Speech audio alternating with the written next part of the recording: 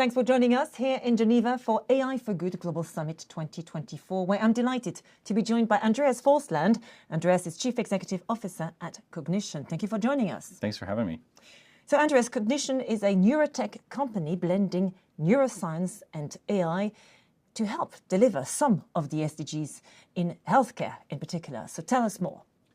Well, thanks for asking. As a company, we started Cognixion about 10 years ago, specifically because my mom was sick with pneumonia and she was admitted into the emergency room with and intubated immediately. So if you're familiar with that circumstance, I'm sure many people are.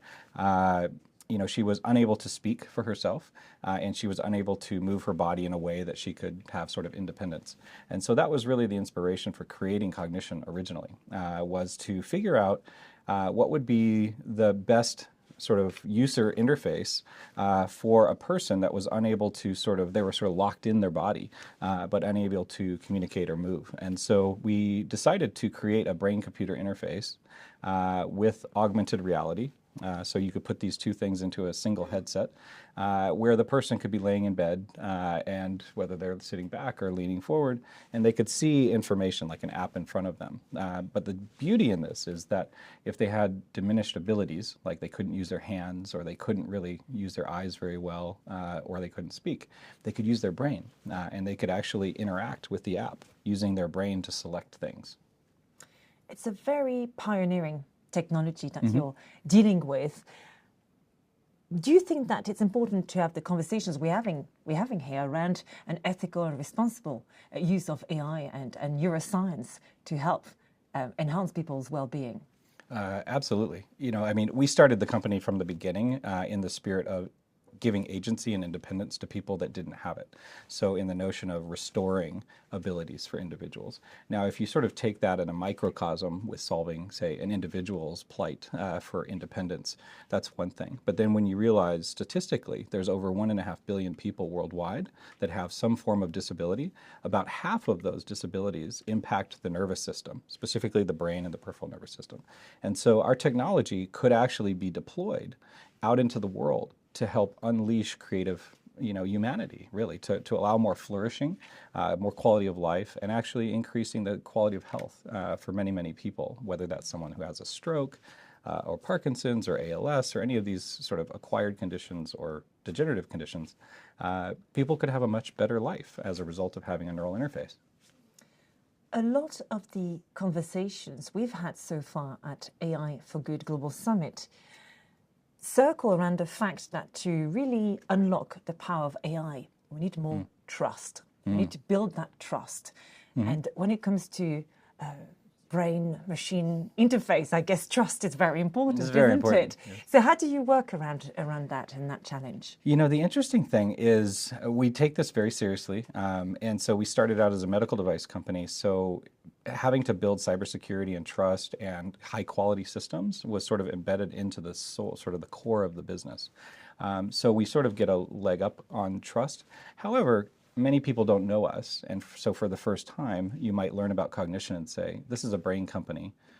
Do I trust what they're going to do with my personal data? Who owns the data? How's it going to be used? Who's going to see it? And so we take great precautions in the architecture of our system. So we believe that your data is your data. Your data should be on device. The system should be able to work offline and not be dependent on cloud services. If you have cloud services that are built into your system, then those too should also have safeguards and guardrails in place regarding use and security and privacy regarding data. Looking ahead, how do you expect AI to transform society? And what do you see as the main potential benefits and maybe the considerations or the challenges we may face and we should pay more attention to going forward? I think AI is going to be sort of catalytic in causing entire industries to be sort of turned over, specifically in like financial services and other areas where it's extremely quantitative. I would say in the qualitative industries, healthcare, education, sports, entertainment, these kinds of things, creative fields, it's going to be much more additive and augmentative. So it up-levels a human's ability to do things in the real world. So we're very excited about the role that AI can play in enhancing human potential. To tell you the truth, though, I am kind of nervous about how much momentum is behind robots. You're seeing a lot of autonomous robots going into industry and manufacturing. You're also seeing robots in defense, which is pretty scary when you read the headlines and see the hyperbolic videos. So we really believe that now is the time to fully embrace AI and bring AI closer to your biology, if it makes sense, to augment your abilities to sense your current mental state or your physiological state and adapt to the world with it. Finally, I understand it's your first time here in Geneva at the It AI is. for Good Global Summit. Yes. So how are you finding it so far? And what's really resonating with you in terms of the conversations you've heard or maybe the demos you've seen? I'm thrilled to be here. It's my first time in Switzerland, and I'm very excited because we're using this opportunity to raise awareness. There's no better place to reach the global world than at the United Nations, and being able to meet with so many people with so many perspectives on neurotech and AI, etc. We're actually launching a product internationally, and we're announcing these launches here in Geneva, no better place. And as a product that's going to unlock tremendous value for healthcare and for people, we think that this is a really great time to be working together with ITU and the UN, and the people that we've met here have been excellent ambassadors from around the world, as well as corporations who are focused on sustainability. It's been a fascinating Congress so far.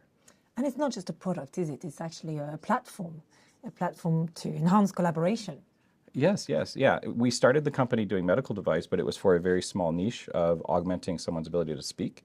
But we realized that many universities and scientists and health systems, hospitals that were doing research wanted to access our technology before it was ready for FDA clearance. So we decided to create a research platform that took the same technology, but then made all of the capabilities of raw data and everything else that you would expect as a researcher in a mobile package. So we're very excited that this platform is going to unlock all kinds of endpoints in different kinds of areas of health, whether it's bionics for people that have disabilities and integrating with exoskeletons, which is really cool. We also have organizations that are looking at it for diagnostics and therapeutics. So early diagnostics of Alzheimer's and dementia, the ability to create therapies for those same situations. So we're very excited to see what the world can do with technology such as ours. Well, thank you very much, and we wish you the very best in your new endeavors. Thank you so much, Andreas. Thank you. Thank you for having me.